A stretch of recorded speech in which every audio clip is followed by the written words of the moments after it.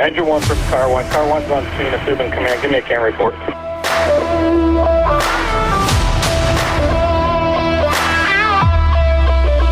What's going on, everybody? This is Mike Goldstein, Stickers of the C.A.N Report, Nozzle Top, everybody. I have a wonderful guest with me this evening out of New York. He is on FDNY. We have Jon Kasouf, and I'm excited to have him on. We met, we were supposed to meet in Idaho, but we actually met in Maryland at the Key City Fire Conference. And we hit it off. I got to see what you got to do for training and what you're bringing to the table. And I really wanted to have you on and talk about who you are and what you're doing. Jon, thank you so much for being on the C.A.N Report. Thank you for letting me come on the C.A.N Report. Yes, sir. My pleasure. I love having like-minded individuals and just talking about the job and what we can give to others. Before we jump in, I'd love to just thank my sponsors. You have Engine House Designs, LLC. Engine House Designs is a firefighter-owned company out of Tennessee, Cody Hill. He is my man. He makes my hats. He makes shirts and stickers and flags. And if you have a company and you need to get anything made up, he's got it for you. He has top quality service. He does it all in-house. And he's been killing it. And he also has a podcast as well called Engine House Podcast. Make sure you look that up. But I really appreciate what Engine House Designs is doing for the fire service. And he makes, again, quality products. And so make sure you are hitting him up and see what's got going on. Also, I'd like to give a shout out to my other sponsor. They're fairly new, Industrial Protection Services. I really appreciate them very much. This episode is sponsored by Industrial Protection Services. IPS equips firefighters with the tools, gear, and support they need to perform on the fireground, serving departments across New England. And with that being said, that's it. That's all I got. So, Jon, I want to jump into your bio real quick here so we know who you are. You cool with that? Absolutely. Send it. All right, man. Here we go. So Jon started his fire career as a junior firefighter at Central New York Combination Volunteer Paid Fire Department in 2001 as a freshman in high school. At 18, he became eligible to be interior. First few years, he was always in a classroom, growing his knowledge and joining night or doing shifts in the firehouse. In 2012, he was told if he wanted to be useful in the fire service to get his EMT. So he did just that. He started testing all along the East Coast. In 2014, he applied to be EMT with FDNY. In 2015, he joined the FDNY as an EMT, assigned as a dispatcher out of the academy, transferred to South Bronx, promoted to firefighter in 2017, assigned to Manhattan Engine Company in 2021, transferred to the latter company, joined FDNY with such a culture shock for him in the best ways. In 2021, he started Big Apple Fire Tactics to pass on his experience and knowledge to those eager to learn through social media. That then has turned into developing classes based around his experience and to build up the fire service, making it better than he found it. Love it, man. Very, very cool. Thank you so much for that bio. And thank you so much for being on this evening. Jon, what's going on? Yeah. Well, we were supposed to be last Sunday, just Father's Day. And I was like, oh, man, Father's Day, that's going to be awesome. But, change of events, some unforeseen circumstances, and rescheduled, and here we are now. That's right. Yeah, it's always rescheduling. There's always something going on, right? It's life. We got to roll with the punches, and we made it happen, and we are here. So, Jon, man, tell me honestly, why the fire service? Why did you want to become a firefighter? Well, it was mainly like a family business kind of thing. Not that I was the first career fireman in the family, but my mom, my brothers, my dad were all volunteer firemen in Central New York. I kind of followed suit, and I was bit by the bug very early. I mean, I'm talking like I was 5, 6 years old. My dad brought home the air pack. I wore it around, crawling around the garage, and I'm like, this is it. This is what I want to do. That's awesome. And then ever since then, growing my knowledge. And you definitely hit the ground running, it sounds like. And you, like you said, you got the bug and you just loved it. And what was some things like, was it just the family culture that really got you involved and ingrained with it? Or is it as soon as like maybe you got your first whiff of an actual structure fire, is that what just really, that sparked it, if you will? I mean, we would like any big fire I grew up just in the suburbs of Syracuse, for those that may know, paid department, pretty decent size. So anytime a big fire would come over, my family would buff it out and we would head over there, check it out, and just watch the guys scrambling, running around, doing their thing. At the time, I had no idea what they were doing, but they were, you know, doing their thing, doing what they had to do. And then just from there, it just blossomed. My dad bringing home the air pack. Like I was always going to the firehouse, hanging out, chilling with the other volunteer guys there. And I was like, I just want to be around this forever. That's awesome. And when you're talking in your bio there, you have to take a lot of steps to become a firefighter for FDNY. So you just don't just become a firefighter. It looks like you have to go through certain levels, almost like a video game. You have to go through certain levels to master it. So describe that tier that you had to scale. Well, you can either do EMS, but now they've changed it to where you have to do like 4 years of EMS. You can take the promote. You still got to take the CPAT, all the regular steps, but you're on a separate list from the open competitive, which is the way that I went. And then on the outside, you're taking the test with like 60, 70,000 other people from all over the world are taking this test. Gosh, I was doing EMS with a guy from Seattle, and he was on both lists, so he was just waiting for whatever list called him first. But if you're doing it the other way, you still gotta take the test, you gotta pass, I kind of want to say you gotta get like 100. If you don't get 100, kind of, it is what it is at that point. But then, your psychological, the CPAT, there's you got to meet with the investigator. You're always submitting documents that they want. Yeah. Like when I was trying to get on EMS, I think I drove down to the city 4 or 5 times. And at the end, they're like, you could have just faxed it. But, I was dedicated. I didn't want to mess anything up or miss a step. Sure. And it got me to where I am now. And you mentioned that you had to be in dispatch for a bit. Is that something you chose to do, or they choose it for you? Some people choose it. My academy was straight to dispatch. And then from there, after you do some time there, they'll let you transfer out. So I chose the South Bronx. I had some friends in a South Bronx EMS station.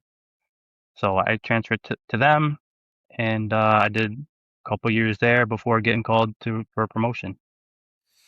What was it like being a dispatcher for that department? Like, because I love dispatching. Being a dispatcher myself, I have an immense respect for it. It's not easy. So you got to wear that other hat. So I imagine you have the same appreciation for it. So you start with call taking.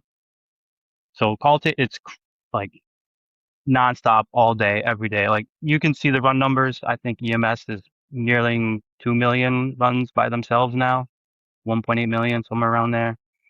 It is hectic, crazy. Everything that you could think of, someone will call 911 for, they will call 911 for. And then when you do some time there, you can go and become an actual dispatcher where you're dispatching the ambulances to their emergencies, which is now you're like, that's a whole separate game. Yeah. So did you just do the ambulance side of it, you said, or did you get to move up to fire? Fire is its own test. Oh, okay. I'm not sure if they're union or civilians or whatever their case is, but yeah, they're their own list, their own separate thing now.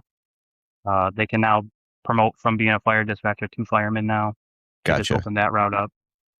And so you did that for 2 years as a dispatcher. About 2 years, yeah, with call taking and dispatching time. And so then you got to test for firefighter, and you got it. Correct? It was, you talk about as it being a promotion. So, and that's I think pretty interesting is that it's a promotion, not just you got the job, but you got promoted into that position. It's a promotion, yeah. Yeah. Some places will, a lateral or a change or a change of title. Some places are promotion from firefighter to EMS. But yeah, the testing guidelines are still the same. You still have to be, 29 years old. You couldn't have reached 29 years old. You still have to take all the regular tests that everyone else will take. Just you're on a separate list of just EMS. Gotcha. Which I almost didn't make that list because the list filing opened a month before my birthday. So Oh, okay. almost And was then not a fireman. and then you got assigned to Manhattan Engine Company. Talk about that. What was that like? That's gotta, I mean, it's gotta be a dream come true for one. What's it like working on the engine company in Manhattan? Um, well, being the little buff that I was at the time, I knew a handful of engine companies and ladders where they were. So they're like, this person, you're going to 64 engine. This person's going to 66 engine. And I'm like, I know where 64 and 66 is. And then they're like, oh, you're going to 65 engine. I'm like, where's 65? I've never heard of that. And it's right in Times Square, Midtown Manhattan, crazy busy. Like it was like 6,000 runs a year, just the Wow. engine. Um, when I got the number or the address, looked it up, shot there, and this is like one of the oldest firehouses in the city. So like it was almost an honor to be part of that company for that just alone. Yeah. It was built in like 1898, I think it was. So it had, the spiral staircases where the horses didn't want to go up. It had this, you could tell where the stables were in the back of the firehouse. It was awesome. But to like be like, all right, you're an actual New York City fireman, you're gonna be responding to fires now is like I woke up years like I made it. This is it. Yeah.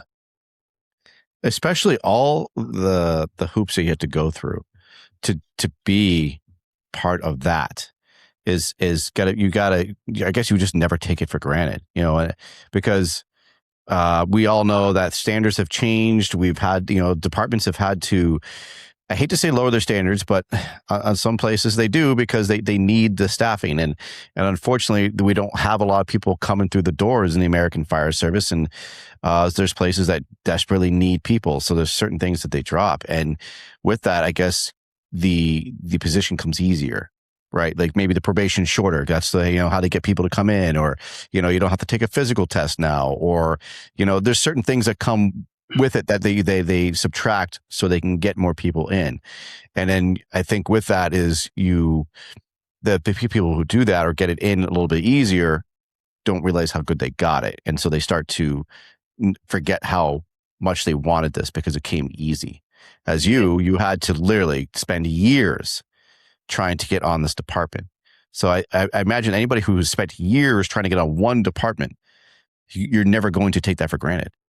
Yeah, I mean, like I knew what I wanted, so I was willing to put the grind to the stone for Yeah. the, and just do what I had to do to get the job. In the beginning, I was like, I just want to be a fireman. It doesn't matter where. I don't care. Just get on the job. That's the hardest part about this, the fire service is just getting on the job. But once I got on FDNY and then realizing like, man, this really is like the best of the best. Not that our standards have changed or anything really has changed too much. The probation is still the same. It's still 18 Mhm. months. I mean, unless, you have some extenuating circumstance that extends it.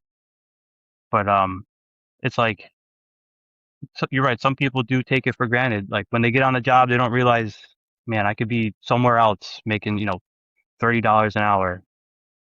No union, no union representation, no this or that. Like whatever our department offers is bar none like the best.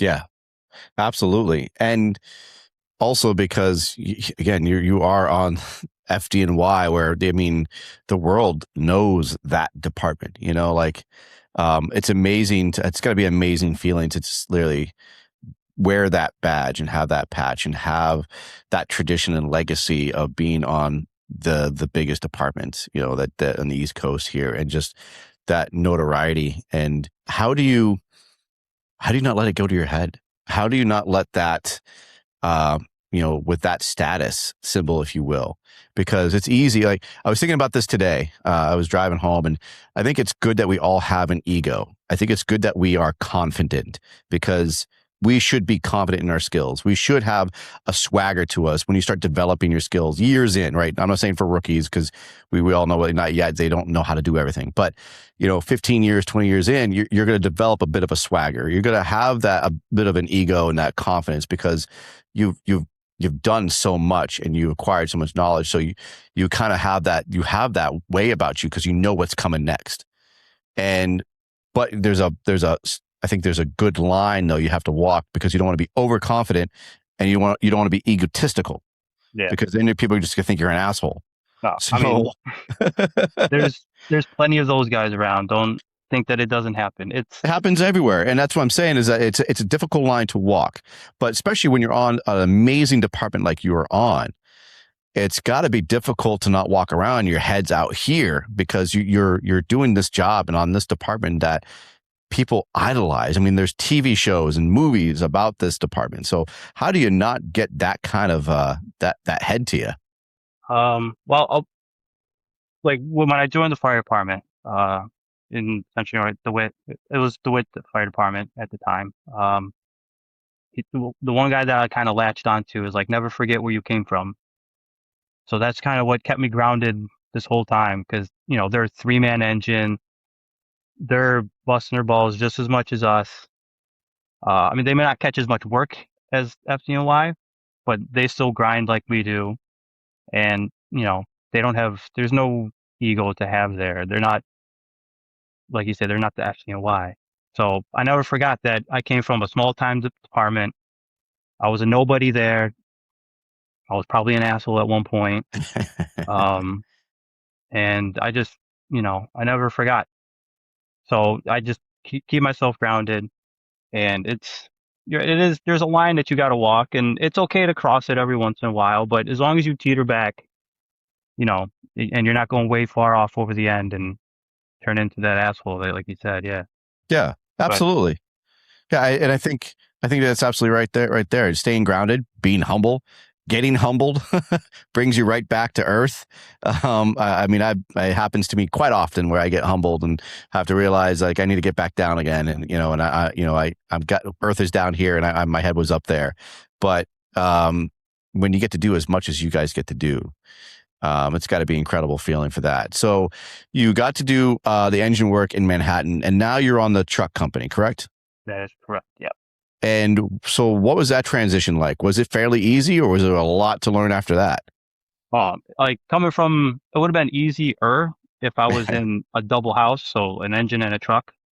But I came from a single engine in Midtown that dealt solely in high-rise commercial buildings, mainly with some hotels sprinkled in and a few, like shelter type places. But we didn't really have that many, as we call them, class 3 buildings, so not like non-fireproof. But when I transferred to the truck, they were, 75% non-fireproof, brownstones, tenements, that kind of stuff. With a few high-rise buildings sprinkled in.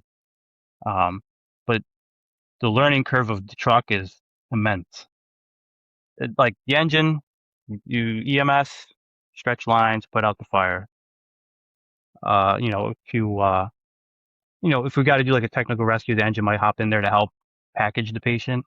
But like the truck, is extrications. We're doing, man under the trains.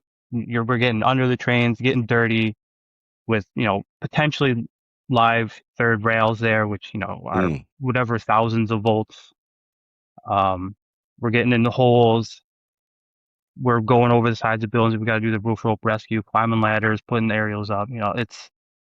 And then the truck chauffeur is its own position. So like there's really like 5 positions to learn on the truck. What position are you?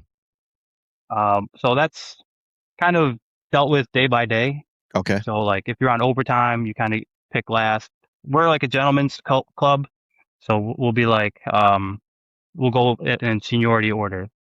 So we have 4 seated chauffeurs, as we call them. So those guys, when they come to work, they're always driving. And then after that, time picks whatever they want. So the irons, C.A.N, OV, and roof. Usually roof is like least desirable, so the guy in overtime gets that. So then, if you got time, you get first pick, and then if you're the junior guy, you get whatever's left over. Nice. But, we all rotate. You don't pick the same position for a 24. So, you'll pick the irons for the day tour and the OV for the night tour or whatever, whatever you wanted to do. But you're like that guy if you're like, oh, I'm going to take the irons for a 24. Cool. So what is it, the shifts that you work? Because I really, honestly, I do not know. So what's the hours? What is the shifts that you guys work? That's everyone asks that, and I'll show you the app, and it's very confusing. Because I remember you showed it to me once before and I got And lost in it. yeah, it's two day tours as we call them, which is 9 a.m. to 6 p.m. Okay. and then a 24 off, and then two night tours, so Okay. 6 p.m. to 9 a.m. and then you got 2 or 3 days off after that. Nice. And then Okay. you can do mutuals with the person that kind of lines up opposite you. So if you're doing the day tour and there's a guy that lines up with you on the night tour, you can mutual with him. Swaps are readily available. I bet. Dude, There's, I was just thinking as you were talking, like it must be insane because you know that there's people in your department, you have no idea who they are. Like you uh, haven't probably met half the department, right? I mean, there's guys coming into the battalion that you don't even know are in the same battalion as you. There's a full roster, and each company is 25 guys. So each, engine has 25, truck has 25. And then there's however many firehouses in your battalion. So that's a couple hundred per battalion. I mean, there's guys in neighboring battalions that I've never seen and I'll never Right. work with. But yeah, I forget the actual number, but it's like 8,000, 9,000 uniformed firemen. Yeah. Yeah. And then of course, then you have your specialist divisions as well, mechanics and dispatchers and, Yeah. everything else to go along with it, fire marshals. Like it's impressive of having a department that size to run the way you guys do and to get stuff done. And what's it like now that you are using your experience? You developed your company, Big Apple Fire Tactics. What's that like now to take that knowledge and experience you've gotten and now you're bringing it to the table for everybody else to enjoy? At first I was scared to how they would be receptive of how I teach. But everyone that I taught at the March Mayhem and Key City, and everyone loved it. You know, it was a that was a culture shock for me, like how coming from upstate New York to FDNY was a culture shock from the way FDNY handles training. Not how we handle training, but how some guys view training. Sure. To going to these conferences to teach and how they view training, if they want to go, balls to the wall for all 8 hours, 16 hours, however many hours you're teaching a class. And then at the end, they want more. And it was like I ran out of things to do like 3 hours ago. I'm just trying to fill up some time here, guy. Let's help me out here. Yeah, because But when I saw you at Key City, you're like, I'm running out of things to do. Like these guys don't stop. Like they're constantly going, and we've been really running out of time as well. Like you guys, like everyone else is cleaning up, and these guys are still going. So that's why like you hit on that. Like it's really cool when you go to these conferences and these training events where there's the people that are there. They're there to learn. They're there to work, and that's what's really cool to see. And I'm always impressed when I go to that, whether it's myself training or others, to just watch them. Just put in 120%, and they come back the next day. If it's a multi-day event, like their next day, they're right there, bright and early, ready to rock. Even if they're sore or tired, they want to learn more. They want to do more. And it's cool to see them take what you were giving to them and they were running with it. And you put them through some hard evolutions too. Like you definitely didn't make it easy. I mean, that no, forcible entry that you put them up against, that was pretty difficult itself. So you were doing high rise operations. You're doing yeah, FDC standpipe stuff. operations, standpipe operations. So why did you, first off, what does Big Apple Fire Tactics offer? Let's go with that. What is some of the classes that you offer to people?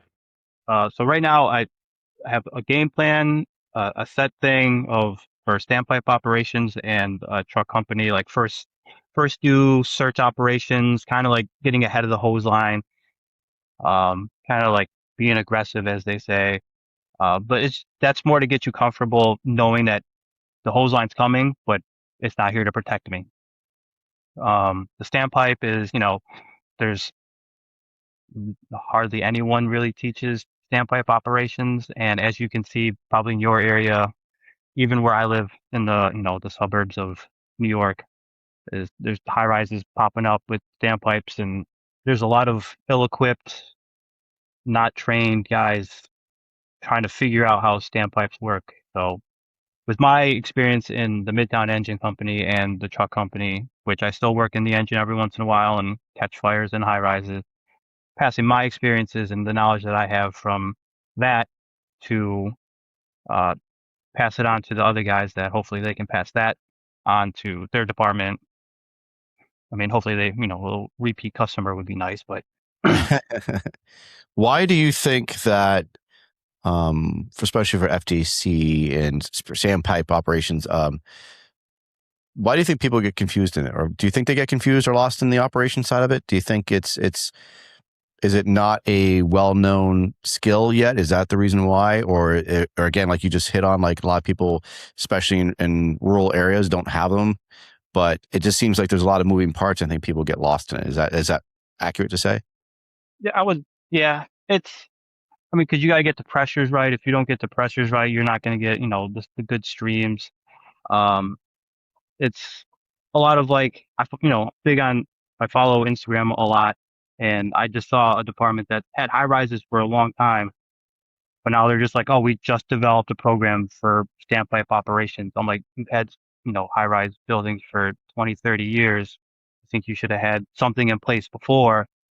So I'm trying to get ahead of the ball and give the guys confidence. Yeah. Because, when you go into something, especially if the first time you're touching something at a fire, you're going to fumble, you're going to mess things up. Then that just cascades and snowballs and does not end well. And unfortunately, we've had line of duty deaths, and a lot of them were in high rise buildings, and a lot of them were water problems. Mm-hmm. So being able to circumvent these things with, the things that I can teach you how to fix or correct, could save you someday. Do you think that's why you hit on it so much, is because it's an area that has a larger gap than, again, we have a lot of engine classes. We have a lot of extrication classes. We don't have a lot of tech rescue classes. I'll go with that. I do think though, like, especially for high rise operations, we were doing better with that. I mean, Brent Brooks, right? Like, he's amazing. Like what he does for his classes, right? HROC and County Fire Tactics, they got a whole week devoted to high rise operations. Yeah. But do you think there's not enough educators out there doing that certain skill? I think, I should also preface it with, do you think there's not enough like seasoned, experienced instructors bringing that knowledge? That's probably the biggest one, is that you got guys going on YouTube and watching a YouTube video and then trying to teach their department based off a YouTube video. And, sometimes that doesn't correlate. I know I put a lot of things on Instagram, and I'm hoping that it kind of like, you can connect the dots and make it easy. But the pool of, I would say qualified people for standpipe operations is slim compared to the engine companies and the truck companies. Like, everyone wants to teach forcible entry. Everyone can teach forcible entry. But I think the people that are worthy of listening to, I don't want to put them on a pedestal, but I'm saying, like, hey, you can take this guy's word as, as it is what it is, as for standpipe operation. Sure. Absolutely.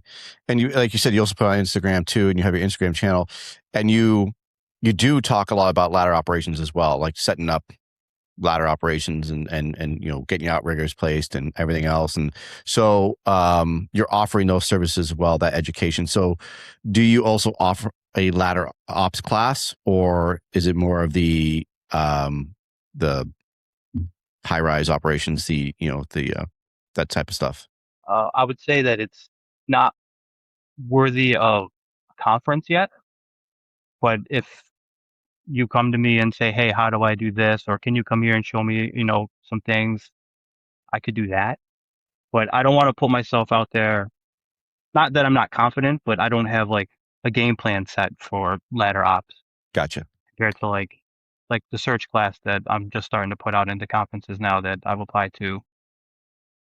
Awesome. which So you're active right now, literally trying to really just get yourself out there for teaching, to show what you have to give to others. And that brings me up to the next whole bunch of other questions is, man, how difficult is it to break out, to offer your services to others? I mean, let's just call it what it is. Like you're selling your label, right? You have a brand, you have your company that you want to promote, but there's a lot out there that are doing a lot what you're doing as well.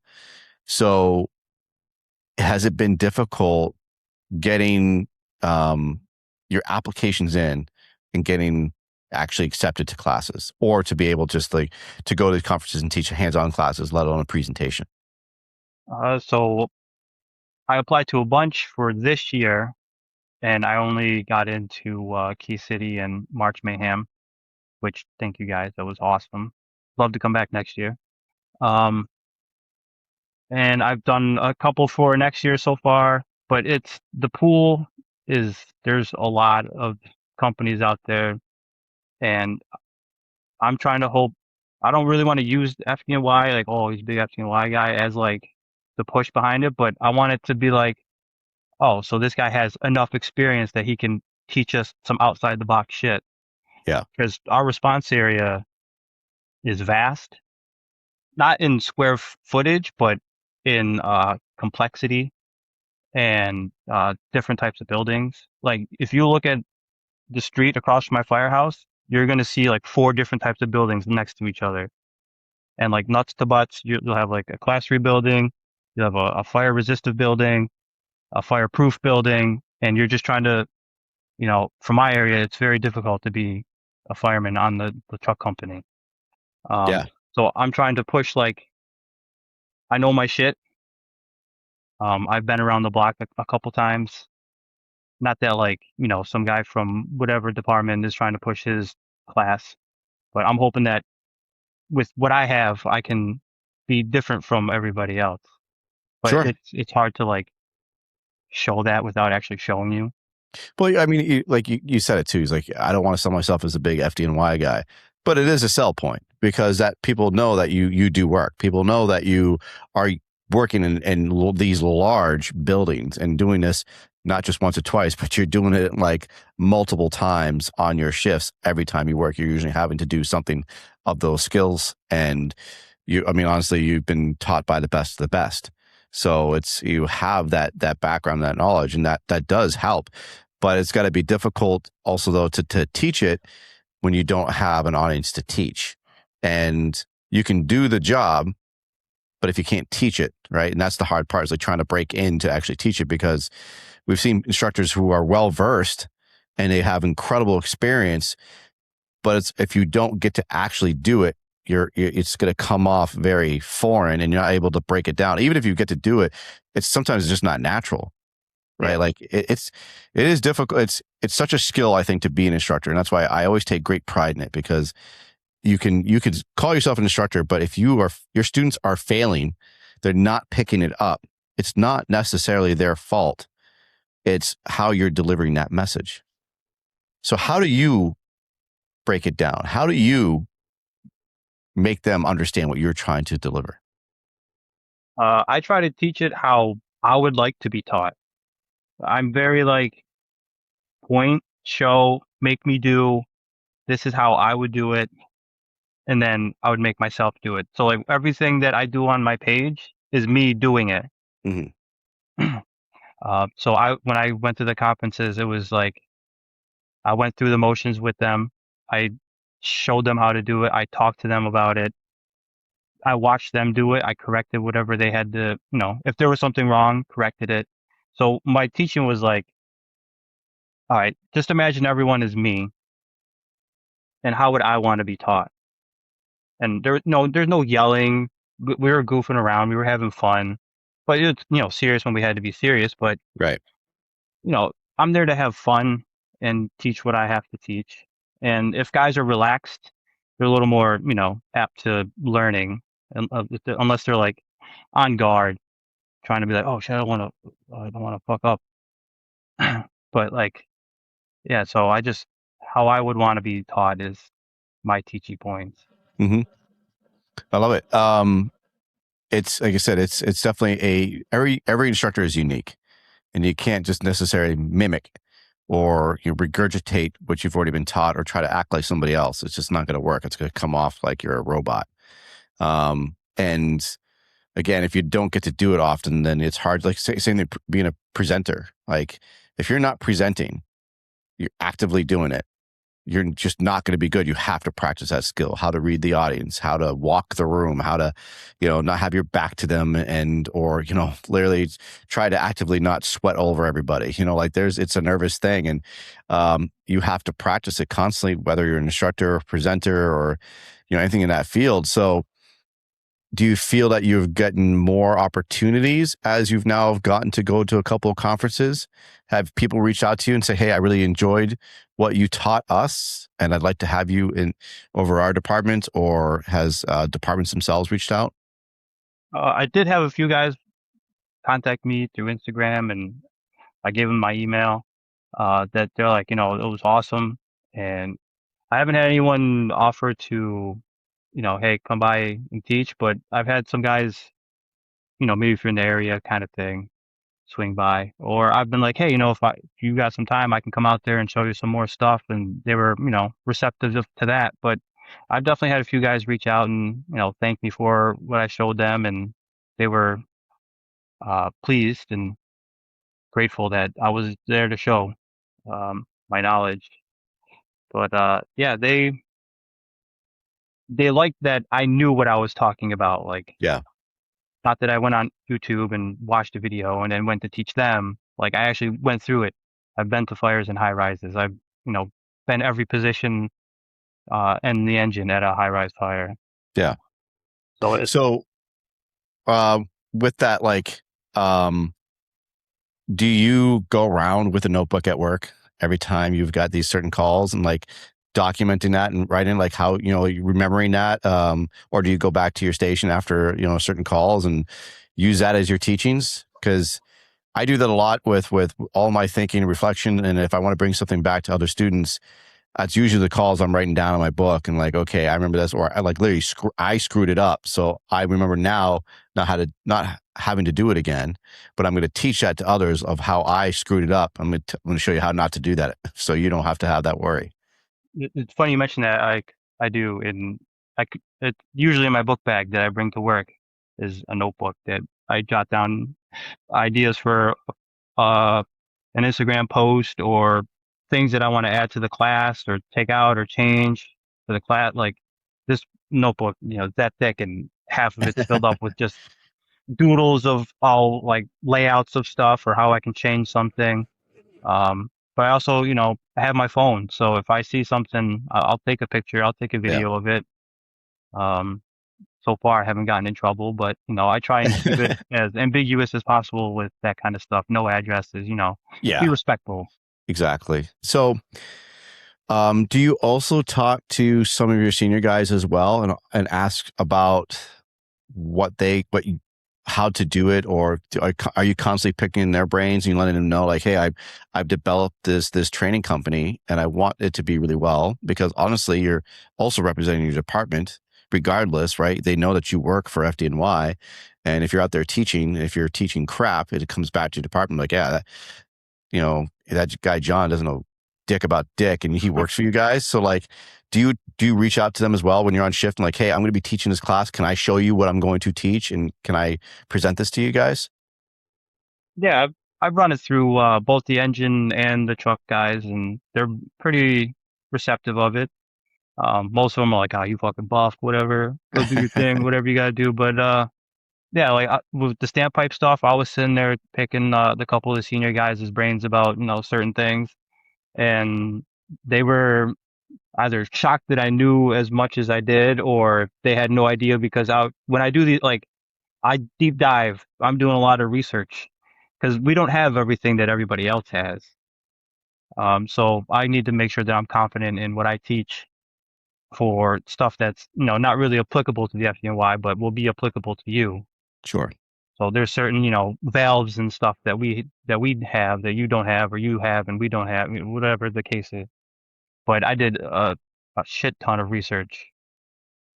I have pictures. I went out when I go upstate on vacation or stuff. I'm taking pictures, and I'm always over there looking at the standpipe, like, what's going on over here? Well, here's a question that you kind of hit on that, is that you're going to areas that don't have the manpower. They don't have the necessities. They don't have these tools. How do you not teach the FDNY way? Because that's going to be great, because you have all these people at your disposal when you're doing these jobs. But there's, like in my department, we have 3 on a truck. So we don't have an overwhelming amount of manpower. And we might not have a lot of tools at our disposal. So how do you break it down to these classes when they have limited manpower or even limited experience? It's that's probably one of the hardest things to teach, is when you get so used to it being one way and then trying to teach that way to somebody that doesn't have that manpower, or that, whatever the case, it's hard.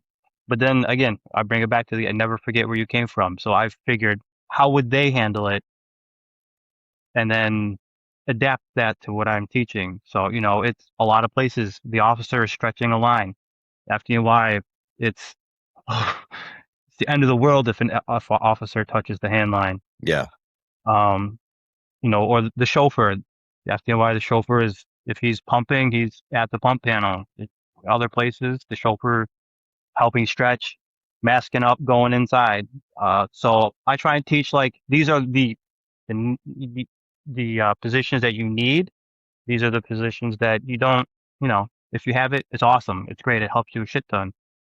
Even in the FDNY, there's like 20 engines that have 5 man on it, not counting the officer. Mm-hmm. So that guy is the door position, and then the rest of the department, the engines don't have it.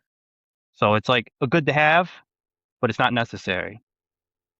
Yeah, because that's it's definitely important to keep that in your head for sure. Because I've sat in classes and I've watched guys come from bigger departments teach, and they're talking about how they have this at their disposal, and there's usually somebody who chimes up and goes, "Well, I don't have everything you have, so tell me how to do this without all of this and without all these people. How am I supposed to do this?"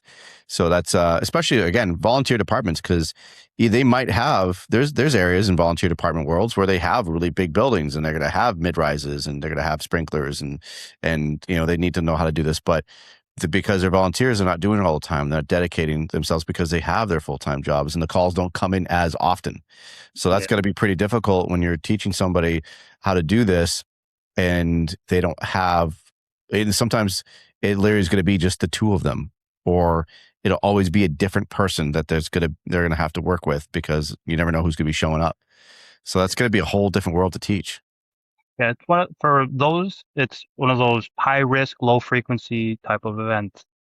Those are the ones, you can train on forcible entry all day. You can train on VSing, stretching lines, and that's great. You should be. You should be, like, well versed on that, but you should also be touching on the stuff that you don't do all the time. Like how many places are, drilling on standpipe stuff every other day, Mm-hmm. or, once a month. Hey, let's go stretch a line off a standpipe. Even at parking garages, there's schematics out there where you can build your own standpipe. The firehouse, pretty much every firehouse in the city has some makeshift standpipe, either where they flow water through or use the compressed air. So there are people who are listening. If you could, real quick, what are some basics that people could use or should have for their operations, or for the tools they would need to set that up? So we use an acronym that tells us what needs to be in our standpipe kit. So we use Geno's CAP, which is very easy to remember. So the G is gauge. So pressure gauge at the standpipe outlet, that's huge. That helps you. If you can get a digital one, that's even better, because that'll tell you flow rate and pressure, Mm-hmm. which that's like looking at the flow rate and pressure coming off the pump panel. You can diagnose a lot of things with that, burst length, kink, and then you can figure out what's wrong from there. I would be like the increaser. N would be a nozzle, a second nozzle. So like if you short stretch, you can connect to the lead length nozzle without shutting down the line, taking the nozzle off, putting on the nozzle, or putting on the length and then adding the length again. You just shut the nozzle off. We use removable tip smooth bores. So just take the tip off, connect the new line, and stretch it out. So that's a lot of places will have like a fog tip nozzle for a little hydraulic overhaul Mm-hmm. or like venting. O would be an operating wheel, which a lot of the buildings you'll come across in the city, the operating wheel is stolen, broken, missing. So we bring our own. Just if it's not there, we throw it on. C chalks, every door the line goes through, we chalk it open. A would be the adapters.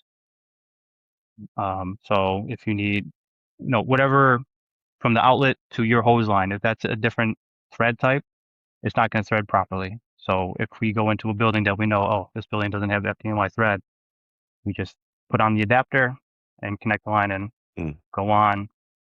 P, pipe wrench is huge. That, you get a frozen operating wheel, you can loosen it, take it off if you need to, if it's broken, or open up the outlet with it. The pipe wrench is universal in what you can do with it. Sure. And then S, spanners, you want everything spanner tight if you can. And then some places have this thing called an F tool, which is like a wrench that literally just looks like an F. And then you can put that in the operating wheel and use some leverage to your advantage and force it open. Nice. And so you talked about earlier for pressures. What are the pressures you're trying to set? So we do what would give us the optimum flow rate at the tip based on how many links we use. So we would be, I messed around with it with inch and 3/4 at Key City and March Mayhem because they didn't have 2.5. But, we're trying to do like 80, 90 PSI with, 3, 4, 5 lengths of hose. That gives you enough at the tip that you're going to get your gallons per minute that you need without, blowing yourself up with too much pressure and, a not suitable stream with too little pressure. So I like to teach them, start out not at 80. I like to teach them just a little bit under so the guys aren't getting beat up. Mm-hmm.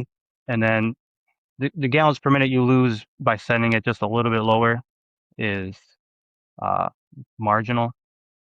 And then if the boss is like, hey, up the pressure a little bit, all right, cool. Crank it open a little bit more. It's never a good look when you're like, hey, can you back down the pressure? Yeah. Because then, you look bad. Or you don't say anything, you go back to the rig and you're throwing elbows because he beats you up the whole fire. What are some of the biggest mistakes do you think you see for the standpipe operations? What are some things maybe they're just missed when people are trying to set up their own thing, or when you talk to people when they're trying to explain what they do? I think like flushing it, a lot of people didn't flush it. Like in my area, a lot of the places that have like project buildings or like the low income stuff, they tend to use it for garbage because they're usually like in the hallways or in the stairwells, and the stairwells you can come and go as you please. So flushing it is huge. Making sure that it works. Mm-hmm. I've been to a fire where they shut the OSNY off and nobody told. We're supposed to get a printout of every time like a standpipe goes out of service, and they never said anything. And we went to charge it. The residual pressure pushed the water out. As soon as we connected to it, opened it up, nothing. Gotcha. So the flushing not only pushes out the garbage, but it makes sure that it actually works. Yeah, absolutely. It's like testing your nozzle at the door. Yeah. Yeah. Or flushing the hydrant. You open it to make sure that it there's no junk in it and that it actually pushes water out.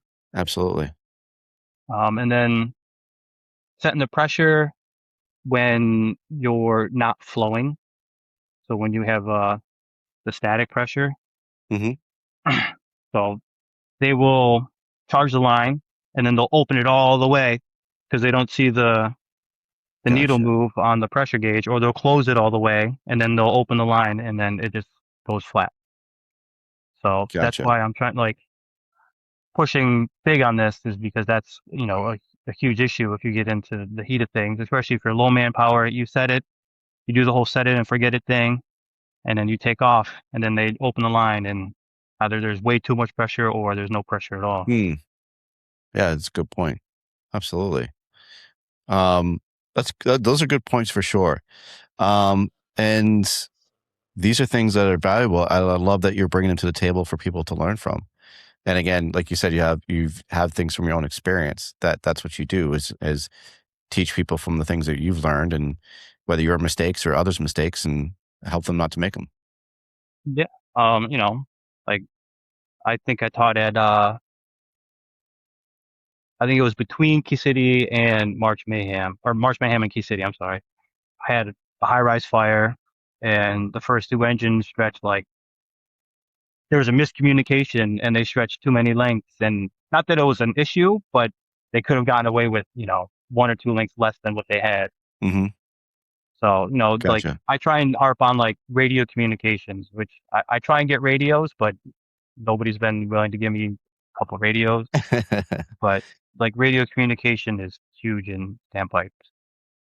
So where can they find you next? Where are you going to be? Do you have anything lined up? I'll be at work tomorrow. So if they want to come by. Right now I guess you could say I'm in between conferences.